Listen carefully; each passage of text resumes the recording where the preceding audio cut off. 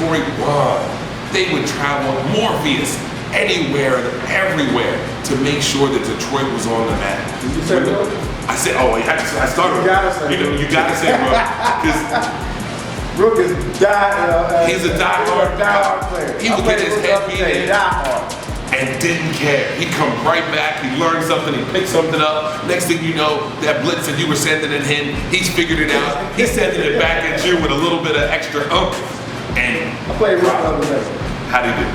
He beat me 2 games. Oh. Yeah, we played on PS2 though. Great job, throwback. But I blew him out. I stumped him 2 of those games. So now, Rook's still playing. I believe we both agree on these next 2. We may disagree on the order. Luke Tillery and Big G. Right. That's where it comes down to for the top 2 players. Give me your argument for Luke Tillery being the #1 player. Well, I want to start with Gene first. I met Gene online. So, and then I came to a Philly tournament. I mean, they call us the Madden Challenge. And he walked up to me and said, I'm Gene, young man, very courteous. And he's like, man, I like your game, this, that, and the other. And I think Gene was more of a student of the game. He took what he saw from other players and he just incorporated from, to what he was doing. Not to say that he was stealing from anyone. He just, if he admired something, he put his part in the game. You know what I mean? That's just the way things work when you grow. I think he did things the right way, in my opinion. He wasn't video recording people's games. He was just admiring what you do. Like, if that works, he's taking a concept and then applying it to what he's doing himself. We're trying to keep originality in what he's doing.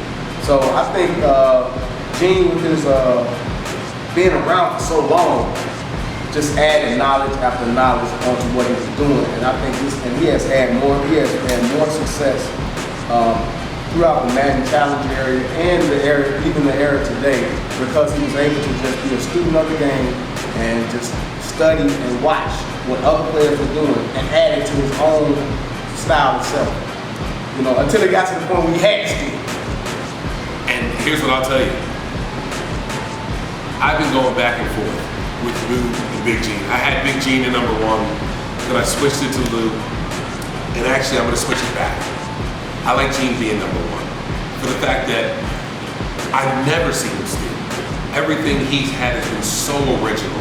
We can go back to Tampa Bay and Dilger and Dudley and what he had those tight ends doing and some of the defensive schemes he had. 04, he played with the Raiders, had Jerry Porter and Teo Johnson jumping out of the building, out of bounds and something. Do you remember? And it was funny. People have said you could never play under center with some of the heat that we had there. I'll never forget when Gene came out to the Cincinnati Challenge and was running split back with the Giants.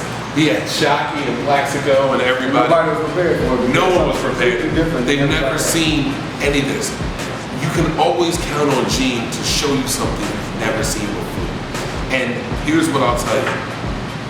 He learned from one of the smartest players ever. And we probably should have touched on him a little earlier in our honorable mention. Robert Hart, AKA 40 G's.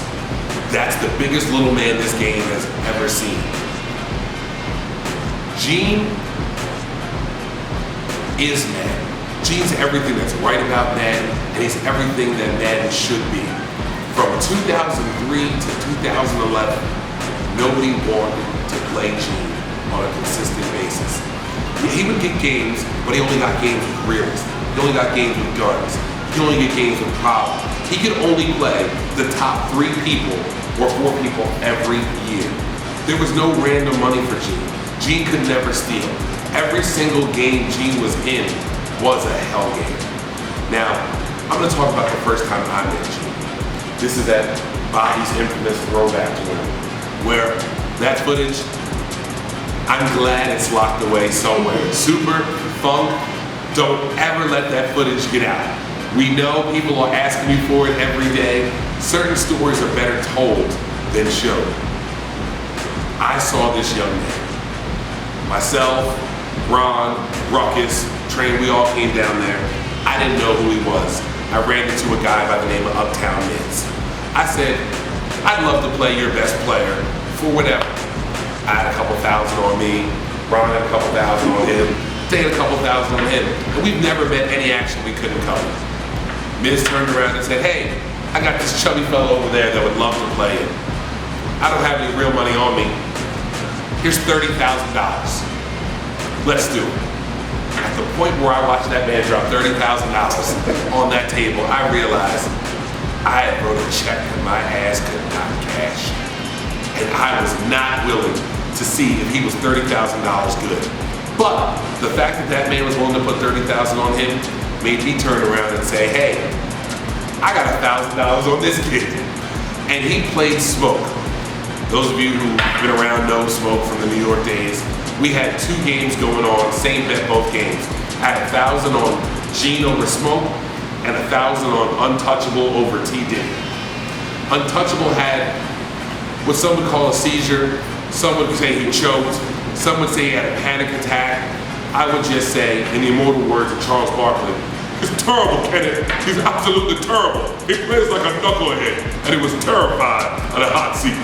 He was terrified, but Gene stood fast. Gene had a 6'10" tight end from the Kansas City Chiefs. You could always count for Gene to find something. And I like the fact that he could adjust. The fact that he's still around playing on 360. The fact that he played on Xbox. The fact that he played on PS2. The fact that he played on PlayStation. And has been able to find, adjust, adapt, and dominate is the reason why I have Gene in number 1. No disrespect to Lou, because Lou and I know we've had some great times. Whether it was out in South Beach, whether it was in Delaware, whether it was in Maryland, or whether we were down in New Orleans kicking it. Lou is the reason why we're here. Lou is the godfather of Madden. He's the founding father.